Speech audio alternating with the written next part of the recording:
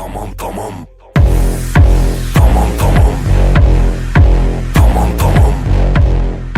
Tamam tamam. Di ste, subscriberi. Tako sam rešio da ću da vas nazovem subscriberi, kao što svi imaju subscriber, vi ste subscriberi. Što se da vam kažem, htio sam da vam se zahvalim na ogromnoj podršci, na deljenju, na lajkovima, na vašem smehu, pa na čak startovanju na ulici, da je bilo, evo, na primjer, danas me startovao jedan lik, ne mogu da setim kako se zove, pa me pitao za selfie i tako to. Ekstra, znači, osjećaj brutalan.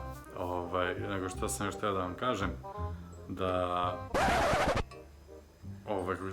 ova majica što sam je napravio danas, to sam samo napravio čisto zbog sebe, ali ako bude bilo, bit će, nadam se, kad bude bit će, bit ćete obavešteni u vezi toga, tako da nema nikakvih problema.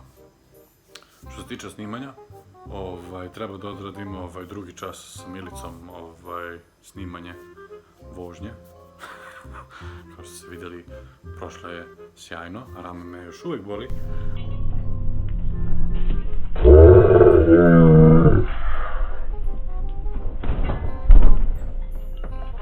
Ali sve okej.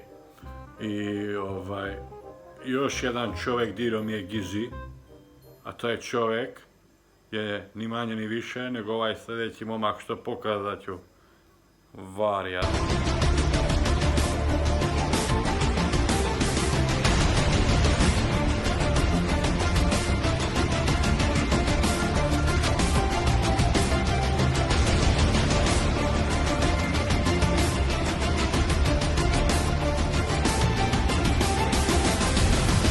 Taj čovjek nije svjestan da ja sve naučio sam na TV. Ja gledao sam Brušle kad ja bio sam mali. Ja sve naučio sam od njega, tako da ti, dečko, što dirao si mi gizi, dobit ćeš karate. Tako da, ljudi, bit će svega mega. Hvala vam još jednom. Podelite, pokažite nekome, podelite smeh. Vidimo se, subscriberi.